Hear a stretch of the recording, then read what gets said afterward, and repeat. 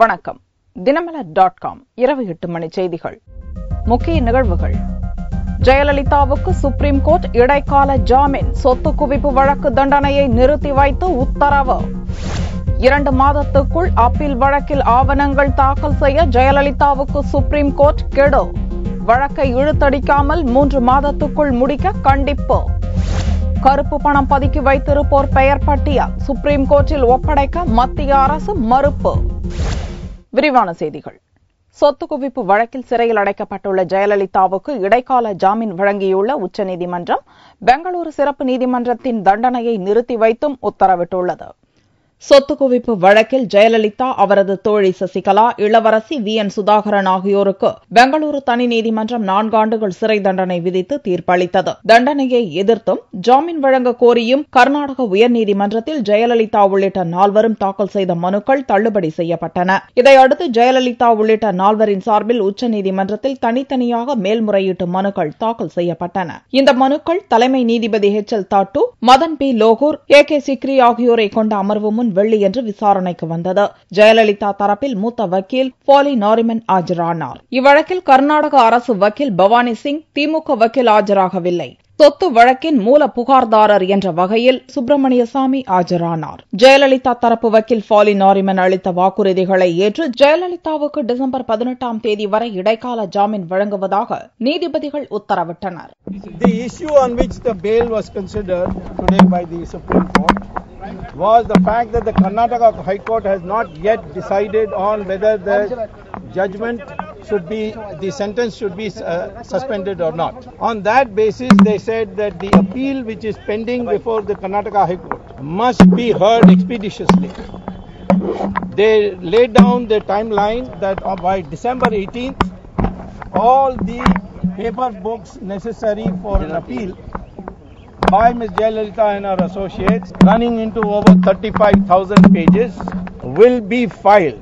If they do not complete this process by December 18th, then the bail will be cancelled. மூத்த வக்கீல் KDS துளசி அளித்த உறுதிமொழிகளின் அடிப்படையில் சசிகலா, இளவரசி சுதாகரன் ஆகியோருக்கும் ஜாமீன் வழங்கப்படுவதாக அறிவித்தனர். ஜாமீன் மனு மீதான அடுத்த விசாரணையை டிசம்பர் 18ஆம் தேதிக்கு ஒத்திவைப்பதாக கூறிய நீதிபதிகள் 6 வாரத்தில் அப்பீல் மனு ஆவணங்களை கர்நாடக உயர்நீதிமன்றத்தில் தாக்கல் செய்யாவிடில் டிசம்பர் 18ஆம் தேதிக்கு பிறகு ஒரு நாள் கூட ஜாமீன் வழங்க மாட்டோம் என்று கண்டிப்புடன் கூறினர். ஜெயலலிதா உள்ளிட்ட 4 அப்பீல் மனுக்களை 3 மாதத்துக்குள் கர்நாடக உயர்நீதிமன்றம் விசாரித்து முடிக்க வேண்டும் என்றும் நீதிபதிகள் உத்தரவிட்டனர்.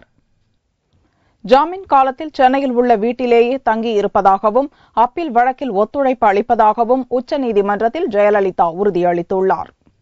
ஜெயலலிதா ஜாமீன் வழக்கில் அவரது தரப்பில் ஆஜரான மூத்த வக்கீல் ஃபாலியஸ் நாரிமன் பெங்களூரு தனி நீதிமன்றத்தின் தீர்ப்புக்கு எதிராக தாக்கல் செய்யப்பட்டுள்ள அப்பீல் மனுக்கள் கர்நாடக உயர்நீதிமன்றத்தில் நிலுவையில் இருப்பதை சுட்டிக்காட்டி, ஜெயலலிதா 65 வயது பெண் என்பதற்காகவும் அவர் உடல்நலக்குறைவால் பாதிக்கப்பட்டிருப்பதன் அடிப்படையில் சிகிச்சை பெறுவதற்கும் ஜாமீனில் விடுவிக்க வேண்டும் என்று வாதிட்டார். அப்போது நீதிபதிகள் சொத்து குவிப்பு வழக்கு 18 ஆண்டுகள் இழுத்தடிக்கப்பட்ட விதத்தை காணும்போது ஜெயலலிதாவுக்கு ஜாமீன் வழங்கினால் அப்பீல் மனு விசாரணை 20 ஆண்டுகளானாலும் முடிவுக்கு வராமல் போவதற்கு வாய்ப்புகள் இருப்பதாக சுட்டிக்காட்டினர். இதற்கு பதிலளித்த ஃபாலி நாரிமன் 2 மாதத்தில் அப்பீல் மனு தொடர்பான ஆவணங்களை தயார் செய்து விடுவதாகவும் அப்பீல் வழக்கில் வாய்தா வாங்காமல் மனுதாரர்கள் முழு ஒத்துழைப்பு அளிப்பார்கள் என்றும் உறுதியளித்தார். ஜாமீன் காலத்தின் போது ஜெயலலிதா சென்னையில் உள்ள தனது வீட்டிலேயே இருப்பார் என்றும் ஃபாலி நாரிமன் உறுதியளித்தார். Number 2, once they have filed the paper books, the Karnataka High Court will hear the matter for 3 months and come to a conclusion.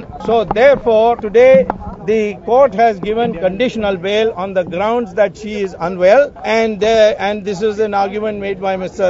Nariman, and he said that she needed treatment, so she'll stay at home. So therefore, she will remain within the confines of the house till December 18th, when the court will consider the matter again. Bangalore சிறப்பு நீதிமன்ற நீதிபதியிடம் 2 நபர் பிணைத் தொகையை செலுத்தி ஜாமீன் பெறலாம் என்று கூறிய நீதிபதிகள் 4 பேருக்கும் விதிக்கப்பட்ட தண்டனையை நிறுத்தி வைத்தும் உத்தரவிட்டனர். 2 மாதத்தில் அப்பீல் அப்பீல் மனு தொடர்பான ஆவணங்கள் அனைத்தையும் கர்நாடக உயர்நீதிமன்றத்தில் ஜெயலலிதா தரப்பு தாக்கல் செய்ய வேண்டும் என கூறிய நீதிபதிகள் அப்பீல் மனு மீதான விசாரணையை ஒத்திவைக்க கோரக்கூடாது என்றும் ஜெயலலிதாவுக்கு எச்சரிக்கை விடுத்தனர். வழக்கு விசாரணையின் போது ஜெயலலிதா சொத்து குவிப்பு வழக்கின் புகார்தாரரான சுப்பிரமணிய சுவாமி உச்சநீதிமன்றத்தில் ஆஜராகியிருந்தார். அதிமுகவினர் நீதித்துறையை விமர்சித்து பேசியும் சட்டம் ஒழுங்கு பிரச்சினையை ஏற்படுத்தி வருவதாகவும் நீதிபதிகளிடம் புகார் கூறினார். அதை கேட்ட நீதிபதிகள் அதிமுக தொண்டர்களை அமைதியாக இருக்கும்படி அறிவுறுத்த வேண்டும் எனவும் ஜெயலலிதாவுக்கு உத்தரவிட்டனர். ஒருவேளை ஜெயலலிதாவின் உத்தரவின் பேரில் சட்டவிரோத நடவடிக்கைகளில் கட்சி தொண்டர்கள் ஈடுபட்டால்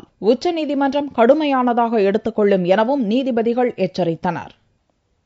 அதிமுக ஆண்டு விழா வெள்ளியன்று காலையில் எளிமையாக நடந்து முடிந்த நிலையில் ஜெயலலிதா ஜாமீனில் விடுதலையான தகவல் அறிந்து மீண்டும் தலைமை அலுவலகத்தில் திரண்ட கட்சியினர் பட்டாசுகள் வெடித்தும் இனிப்பு வழங்கியும் உற்சாகமாக கொண்டாடினர்.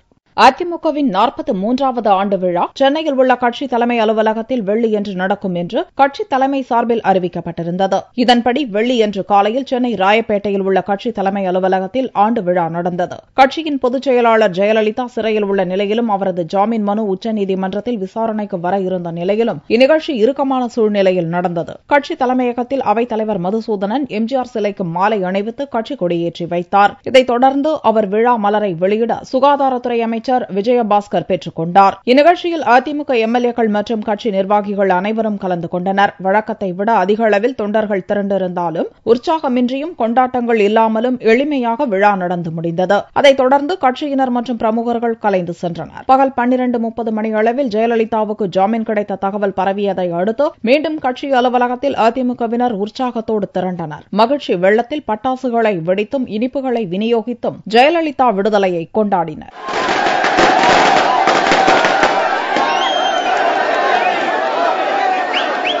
சுப்ரீம் கோர்ட் மூலமா எங்க அம்மா நிரபராதி சொல்லிட்டு தற்காலிகமா ஜாமீன் கொடுத்திருக்காங்க. அது மட்டும் இல்லாம கோர்ட்ல அந்த தண்டனையை நிறுத்தி வைக்கணும்னு சொல்லியிருக்காங்க. எங்க எல்லாருக்கும் தீபாவளி இல்லாம போயிடுமோன்னு சொல்லிட்டு நாங்க ரொம்ப வருத்தப்பட்டு இருந்தோம். இப்ப அம்மா வெளியே வந்தனால நாங்க எல்லாம் சந்தோஷமா தீபாவளி கொண்டாடும்.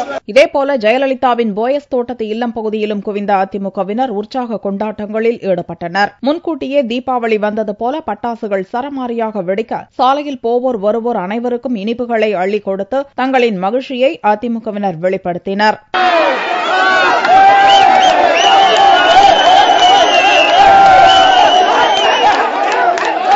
தமிழக மக்களுக்கு கிடைத்த வெற்றி, அஇஅதிமுகவிற்கு கிடைத்த வெற்றி. பொய் வழக்கு போட்ட கயவர்கள் குழியை தோண்டி அந்த குழிக்குள் போய் அவர்களே உட்கார்ந்து கொண்டார்கள். Amma is back. We are all very happy. Jayalalithaa போட்டியிட்ட ஸ்ரீரங்கம் தொகுதியிலும் திருச்சியிலும் அதிமுகவினர் உற்சாக கொண்டாட்டங்களில் ஈடுபட்டனர். சென்னை, திருச்சி மட்டுமின்றி தமிழகத்தின் பல்வேறு பகுதிகளிலும் ஜெயலலிதாவுக்கு ஜாமீன் கிடைத்த மகிழ்ச்சியை அதிமுகவினர் உற்சாகமாக கொண்டாடினர். சில பகுதிகளில் அதிமுகவினர் திரண்டு வந்து கொண்டாட்டத்தில் ஈடுபட்டதால் பல இடங்களில் போக்குவரத்து நெரிசல் ஏற்பட்டது. தீபாவளிக்கு முன்னதாகவே ஜெயலலிதா சிறையிலிருந்து விடுதலையாவதால் இம்முறை இந்த விழாவை மிகவும் உற்சாகத்தோடு கொண்டாட அதிமுகவினர் தயாராகி வருகின்றனர். ஜாமீனில் விடுவிக்கப்பட்டுள்ள ஜெயலலிதா சனிக்கிழமையன்று பரப்பன அக்ரஹார மத்திய சிறையிலிருந்து வெளியே வருவார் என்று எதிர்பார்க்கப்படுகிறது. சொத்து குவிப்பு வழக்கில் 4 ஆண்டுகள் தண்டனை பெற்ற ஜெயலலிதா, சசிகலா, இளவரசி மற்றும் சுதாகரன் ஆகிய 4 பேருக்கும் ஜாமீன் வழங்கி உச்சநீதிமன்றம் உத்தரவிட்டுள்ளது. உச்சநீதிமன்றத்தின் உத்தரவின் நகல் பெங்களூரு தனி நீதிமன்ற நீதிபதி மைக்கேல் டி குன்ஹாவிடம் ஒப்படைக்கப்பட வேண்டும். ஜெயலலிதா விடுதலை தொடர்பாக குன்ஹா நிபந்தனைகளை விதிக்கலாம் என்றும் தெரிவிக்கப்பட்டுள்ளது. குன்ஹாவின் உத்தரவை பெற்று அதன் நகலை பெங்களூரு மத்திய சிறை அதிகாரிகளிடம் ஒப்படைத்து அதன் பிறகே ஜெயலலிதா வெளியே வர முடியும். உச்சநீதிமன்றத்தின் உத்தரவு நகலை சேகரித்து ஜெயலலிதா தரப்பு சட்ட நிபுணர்கள் அவற்றின் நகலை பெங்களூருக்கு அனுப்பி வைத்துள்ளனர். சட்ட நடவடிக்கைகளை தொடர்ந்து சனிக்கிழமையன்று ஜெயலலிதா பரப்பன அக்ரஹார சிறையிலிருந்து வெளியில் வருகிறார். அவரை வரவேற்க பெங்களூருவிலும் சென்னை விமான நிலையம் முதல் போயஸ் தோட்டம் வரையிலும் அதிமுகவினர் ஏராளமானோர் சனிக்கிழமை திரளுவர் என்று எதிர்பார்க்கப்படுகிறது. இதை முன்னிட்டு பெங்களூருவிலும் சென்னையிலும் போலீஸ் பாதுகாப்பு பலப்படுத்தப்பட்டுள்ளது. வெளிநாட்டு வங்கிகளில் கருப்பு பணத்தை வைத்திருப்பவர்களின் பெயர்களை கூற முடியாது என்று உச்சநீதிமன்றத்தில் மத்திய அரசு தெரிவித்துள்ளது. வெளிநாட்டு வங்கிகளில் இந்தியர்கள் பதுக்கி வைத்துள்ள கருப்பு பணத்தை மீட்டு கொண்டுவர அரசுக்கு உத்தரவிட வேண்டும் என மூத்த வக்கீல் ராம்ஜெத் மலானி தொடுத்த வழக்கு உச்சநீதிமன்றத்தில் நடந்து வருகிறது. கருப்பு பணத்தை மீட்போம் என்ற கோஷத்தை லோக்சபா தேர்தலில் முக்கிய வாக்குறுதியாக அளித்த பாரதிய ஜனதா ஆட்சிக்கு வந்ததும் உச்சநீதிமன்றத்தின் அறிவுறுத்தலின்படி கருப்பு பணத்தை மீட்பதற்கான சிறப்பு புலனாய்வு குழுவை நியமித்தது. இந்த வழக்கு உச்சநீதிமன்றத்தில் வெள்ளியன்று விசாரணைக்கு வந்தது. அப்போது மத்திய அரசின் வக்கீல் ஒரு மனுவை தாக்கல் செய்தார். அதில் வெளிநாடுகளில் கருப்பு பணத்தை வைத்திருக்கும் இந்தியர்களின் பெயர் விவரங்களை பகிரங்கமாக நீதிமன்றத்திடம் தெரிவிக்க முடியாது என்று தெரிவிக்கப்பட்டுள்ளது. இரட்டை வரி விதிப்பு முறையை தவிர்ப்பது தொடர்பாக இந்தியா அந்த நாடுகளுடன் உடன்படிக்கைகள் செய்துள்ளதாக கூறிய மத்திய அரசின் வக்கீல் கருப்பு பணம் வைத்திருப்போரின் பெயரை தெரிவித்தால் அது உடன்படிக்கையை மீறுவதாக அமைந்துவிடும் என்று விளக்கம் அளித்தார். அதே நேரத்தில் கருப்பு பணம் வைத்திருப்பவர்களின் பெயர்களை சம்பந்தப்பட்ட அரசு அமைப்புகளிடம் மட்டுமே பகிர்ந்து கொள்ள முடியும் என்றும் அரசு வக்கீல் கூறினார். அப்போது குறுக்கிட்ட வக்கீல் ராம்ஜெத் மலானி வெளிநாட்டு வங்கிகளில் கருப்பு பணத்தை பதுக்கி வைத்திருப்பவர்களை மோடி தலைமையிலான அரசு காப்பாற்ற முயற்சிப்பதாக குற்றம் சாட்டினார். இருதரப்பு வாதத்தையும் கேட்ட நீதிபதிகள் அரசின் மனு மீதான விசாரணையை அக்டோபர் 28ஆம் தேதி எடுத்துக் கொள்வதாக உத்தரவிட்டனர். இதனிடையே இந்தியர்கள் பதுக்கி வைத்துள்ள கருப்பு பணம் குறித்த விவரங்களை அறிவதற்காக இந்திய வரித்துறை மற்றும் வருவாய்த்துறை உயரதிகாரிகள் சுவிட்சர்லாந்து நாட்டுக்கு விரைவில் செல்ல உள்ளனர். Government of India has filed an application today in the black money case. What we have requested the court is that the reciprocating countries have raised an objection and asked us to explain why all accounts were disclosed, not only those where prosecution is to be filed. Now the position is that all these treaties require confidentiality and provide that if prosecution is to be filed in some cases, then in those cases all details will be disclosed to the court and they will be in public domain. தென்மேற்கு வங்கக்கடலில் நிலவும் காற்றழுத்தம் காரணமாக தமிழகம் மற்றும் புதுவையில் பரவலாக மழை பெய்ய வாய்ப்புள்ளதாக சென்னை வானிலை மையம் அறிவித்துள்ளது. இலங்கை மற்றும் தமிழகத்தை ஒட்டியுள்ள தென்மேற்கு வங்கக்கடலில் நிலவி வந்த காற்றழுத்தம் காரணமாக வியாழனன்று தமிழகத்தில் பரவலாக மழை பெய்தது. இந்நிலையில் வெள்ளியன்று செய்தியாளர்களை சந்தித்த சென்னை மண்டல வானிலை மைய இயக்குநர் பாலச்சந்திரன் தமிழகம், கேரளா, ஆந்திரா, கர்நாடக பகுதிகளில் 48 மணி நேரத்தில் வடகிழக்கு பருவமழை தொடங்குவதற்கான சாதகமான வானிலை நிலவி வருவதாக கூறினார். தற்போது தென்மேற்கு வங்கக்கடலில் நிலவும் காற்றழுத்தம் நீடிப்பதால் அடுத்த 24 மணி நேரத்தில் தமிழகம் மற்றும் புதுவையில் பரவலாக மழை பெய்ய வாய்ப்புள்ளதாகவும் பாலச்சந்திரன் கூறினார். தமிழகம், கேரளா மற்றும் அதனை ஒட்டியுள்ள ஆந்திர, கர்நாடக பகுதிகளில் வரும் 48 மணி நேரத்தில் தென்மேற்கு பருவமழை முற்றிலும் நீங்கி வடகிழக்கு பருவமழை துவங்குவதற்கான சாதகமான வானிலை நிகழ்கிறது. தற்பொழுது தென்மேற்கு வங்கக்கடலில் இலங்கை மற்றும் தமிழக கடற்கரை பகுதியில் ஒரு குறைந்த காற்றழுத்த தாழ்வு பகுதி நிலவுகிறது. இதன் காரணமாக வரும் 24 மணி நேரத்தில் தமிழகம் மற்றும் புதுவையில் அநேக இடங்களில் பரவலாக மழை பெய்யக்கூடும். கடலோர மாவட்டங்களில் ஓரிரு இடங்களில் கனமழை பெய்ய வாய்ப்பு உள்ளது. சென்னையை பொறுத்தவரை வானம் மேகமூட்டத்துடன் காணப்படும். மழை அல்லது இடியுடன் கூடிய மழை பெய்யக்கூடும். கடந்த 24 மணி நேரத்தில் அதிகபட்சமாக தூத்துக்குடி, ராமநாதபுரத்தில் 6 சென்டிமீட்டர் மழையும், சிதம்பரத்தில் 5 சென்டிமீட்டர் மழையும் பதிவாகியுள்ளது. வியாழன் இரவு முதல் சென்னை மற்றும் சுற்றுப்புறங்களில் பரவலாக மழை பெய்து வருகிறது. நெல்லை மாவட்டம் குற்றாலத்தில் இந்த ஆண்டு சீசன் முடிந்த பிறகும் அவ்வப்போது மழை பெய்து பயணிகளை மகிழ்ச்சிக்குள்ளாக்கி வருகிறது. கடந்த 2 நாட்களாக நெல்லையில் பெய்து வரும் மழையால் குற்றாலம் மெயின் அருவி, 5 அருவிகளில் வெள்ளப்பெருக்கு ஏற்பட்டுள்ளது. வெள்ளிக்கிழமையன்று வெள்ளப்பெருக்கு சற்று குறைந்ததால் பயணிகள் குளித்து மகிழ்ந்தனர். தற்போது தொடர்ந்து சாரல் வீசி வருவதால் பயணிகளின் வருகையும் அதிகரித்துள்ளது.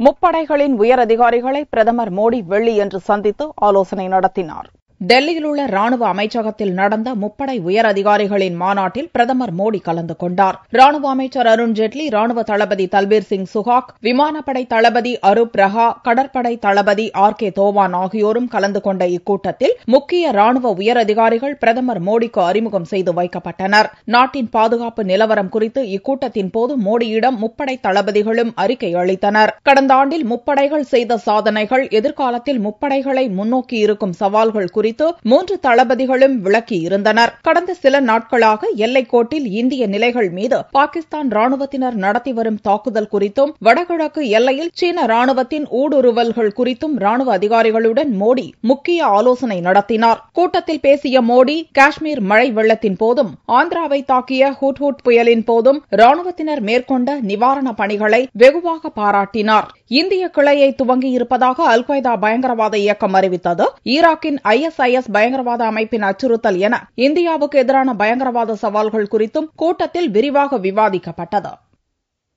பாகிஸ்தான் ராணுவம் வியாழன் இரவு முதல் இருமுறை இந்திய ராணுவ நிலைகள் மீது தாக்குதல் நடத்தியுள்ளது. ஜம்மு காஷ்மீர் மாநிலம் பூஞ்ச் மாவட்டத்தில் உள்ள ஹாமிர்பூர் செக்டாரில் சர்வதேச எல்லைக்கோட்டில் அமைந்துள்ள இந்திய ராணுவ முகாம்கள் மீது பாகிஸ்தானிய ராணுவத்தினர் திடீர் தாக்குதலில் ஈடுபட்டனர். வெள்ளியன்று காலை 9:55 மணிக்கு தாக்குதலை துவங்கிய பாகிஸ்தான் ராணுவத்தினருக்கு இந்திய எல்லை பாதுகாப்பு படையினர் தகுந்த பதிலடி கொடுத்தனர். இருதரப்புக்கும் இடையில் நடந்த சண்டை நீண்ட நேரத்துக்கு நீடித்தது. அதேபோல வியாழனன்று இரவு 9 மணிக்கும் ஹாமிர்பூர் செக்டாரில் உள்ள இந்திய முகாம்கள் மீது பாகிஸ்தான் ராணுவம் தாக்குதல் நடத்தியது. இந்தியா பதிலடி கொடுக்கவே இருதரப்புக்கும் சண்டை 1.5 மணி நேரத்துக்கும் மேலாக நீடித்ததாகவும் ஆனால் இருதரப்பிலும் உயிரிழப்பு இல்லை என்றும் மூத்த ராணுவ அதிகாரி தெரிவித்தார். 1000 கிலோமீட்டர் தூரத்தில் உள்ள இலக்கை தாக்கக்கூடிய திறன் படைத்த நிர்பய் ஏவுகணை வெற்றிகரமாக சோதிக்கப்பட்டது. ராணுவ ஆராய்ச்சி மற்றும் மேம்பாட்டு நிறுவனம் முழுக்க இந்திய தொழில்நுட்பத்தை பயன்படுத்தி நிர்பய் எனும் ஏவுகணையை தயாரித்துள்ளது. ஒலியின் வேகத்துக்கு இணையான வேகத்தில் பாய்ந்து செல்லும் திறன் வாய்ந்த நிர்பய் ஏவுகணை ஒடிசாவில் உள்ள சாண்டிப்பூர் ஏவுதளத்தில் இருந்து வெள்ளியன்று காலை 10:30 மணிக்கு ஏவி சோதிக்கப்பட்டது. 1000 கிலோமீட்டர் தூரத்துக்கு அப்பால் உள்ள இலக்கை துல்லியமாக தாக்கும் திறன் படைத்த நிர்பய் ஏவுகணை 350 கிலோ டம்மி ஆயுதங்களை சுமந்து கொண்டு 1 மணி நேரம் 10 நிமிடங்களில் தன்னுடைய இலக்கை துல்லியமாக தாக்கியது. சோதனை முழு வெற்றி பெற்றுள்ளதாக ராணுவ அமைச்சரின் விஞ்ஞான ஆலோசகரும் DRDO தலைவருமான அவினாஷ் சந்தர் மகிழ்ச்சி தெரிவித்தார். எதிர்பார்த்ததை விட சிறப்பான முறையில் ஏவுகணை செயல்பட்டதாக கூறிய அவினாஷ் சந்தர், நிலம், கப்பல், வானம் மற்றும் நீர்மூழ்கியிலிருந்து ஏவும் வகையில் 4 வகையான நிர்பய் ஏவுகணைகள் உருவாக்கப்படும் என்றார். 6 மீட்டர் உயரம் கொண்ட நிர்பய் ஏவுகணை சாதாரண ஆயுதங்கள் மட்டுமின்றி அணு ஆயுதங்களையும் சுமந்து செல்லும் திறன் படைத்தது. கடந்த ஆண்டு மார்ச் 12ஆம் தேதி நிர்பய் ஏவுகணை முதல் முறையாக ஏவப்பட்ட போது அம்முயற்சி தோல்வியில் முடிந்தது என்பது குறிப்பிடத்தக்கது. தங்கத்தின் விலை வெள்ளிக்கிழமையன்று சவரனுக்கு 64 ரூபாய் குறைந்திருந்தது. ஒரு சவரன் தங்கம் 20,712 ரூபாய்க்கு விற்பனையானது. 1 கிராம் ஆபரண தங்கம் 2,589 ரூபாயாக இருந்தது. வெள்ளி கிராமுக்கு 20 காசுகள் குறைந்து 1 கிராம் 41 ரூபாய் 30 காசுகளுக்கு விற்பனையானது. பார் வெள்ளியின் விலை 38,610 ரூபாயாக இருந்தது. மீண்டும் செய்திகள் இந்திய நேரப்படி சனிக்கிழமை மாலை 4 மணிக்கு. வணக்கம்.